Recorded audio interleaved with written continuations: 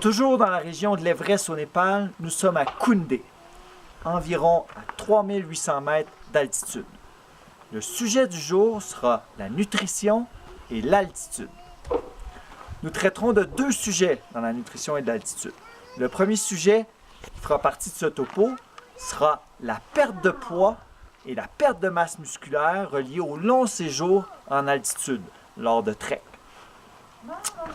Le deuxième topo parlera de la prise de glucides avant l'effort et pendant l'effort.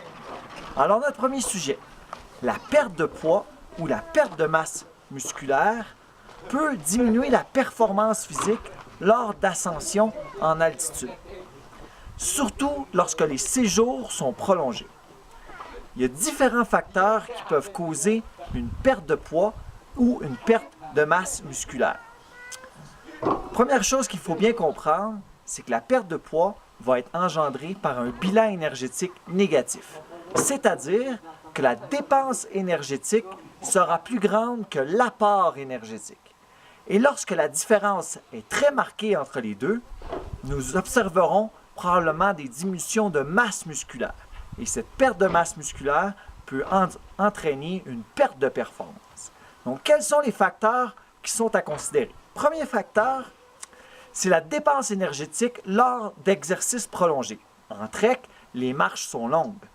Donc, par exemple, ils ont étudié lors de l'acclimatation sur l'Everest ou même lors de l'ascension de l'Everest, la dépense énergétique était estimée environ à 5000 kcal par jour, soit environ 2 fois plus que la moyenne quotidienne d'un individu normal. Donc, premier facteur, la dépense énergétique qui peut être augmentée si l'exercice est prolongé. Deuxième facteur très important, c'est l'effet de l'altitude sur ce qu'on appelle l'anorexie, c'est-à-dire la perte d'appétit, et la satiété. À partir de 4000 à 4500 mètres, la perte d'appétit et la satiété sont remarquées. Plus on monte en altitude, plus l'anorexie sera marquée. Par exemple, à 6000 mètres, il devient beaucoup plus difficile de manger. Et lorsqu'on atteint des altitudes plus élevées que 8000 mètres, il devient presque impossible de manger. Donc, on a la dépense énergétique, l'apport énergétique qui peut être diminué par l'altitude. D'autres facteurs sont en cause aussi. On peut parler de l'attrait de la nourriture, de la variété de la nourriture et de la disponibilité de la nourriture.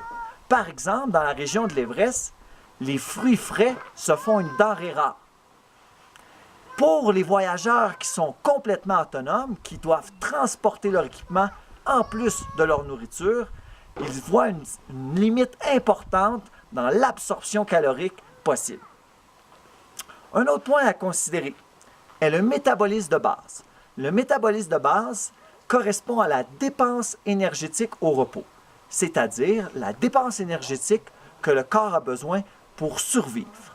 Eh bien, à partir, par exemple, de 3500 mètres, le métabolisme de base augmente de 12 %.